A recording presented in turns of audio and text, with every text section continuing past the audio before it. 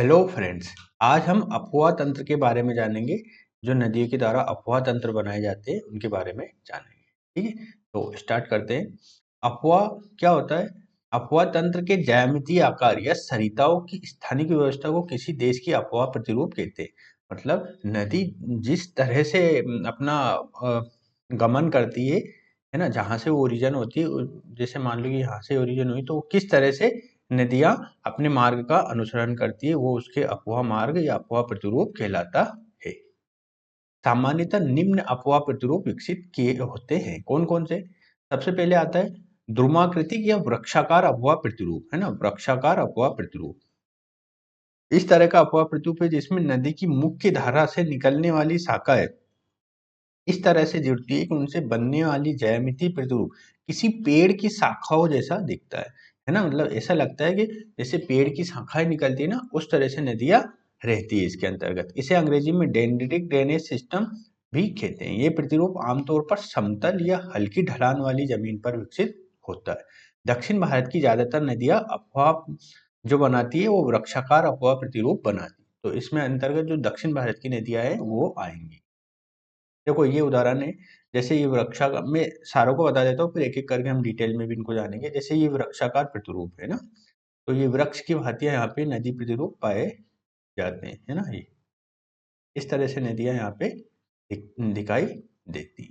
ये जालीनुमा, मतलब एक जाली रहती है ना, आपने जाली देखी होगी, उस तरह से यहाँ पे नदियों का अनुक्रम रहता है जालियों की तरह।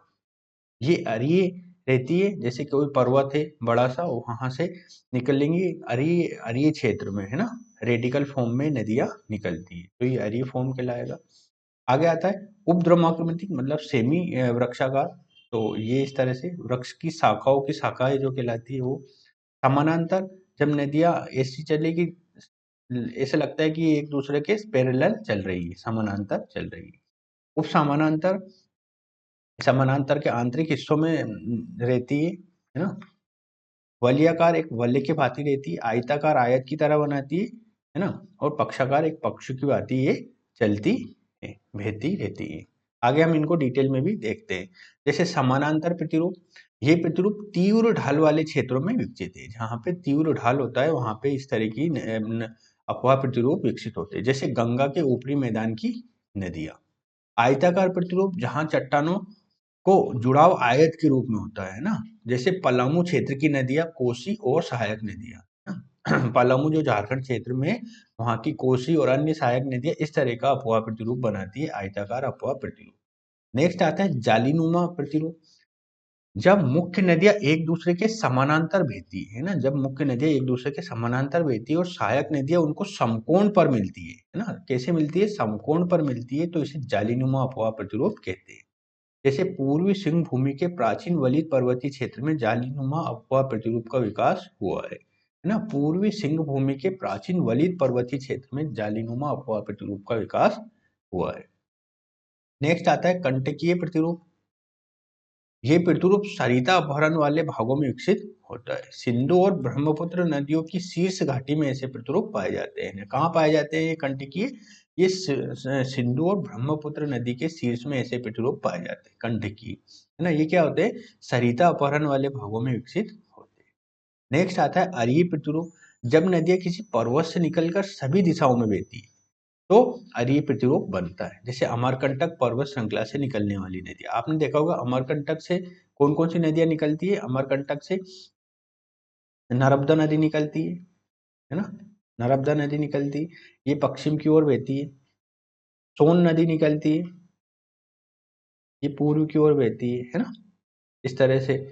तो ये नदियां निकलती है। जोहिला भी नदी निकलती है यहाँ से। तो इस तरह से अरीय प्रतिरूप का निर्माण करती है।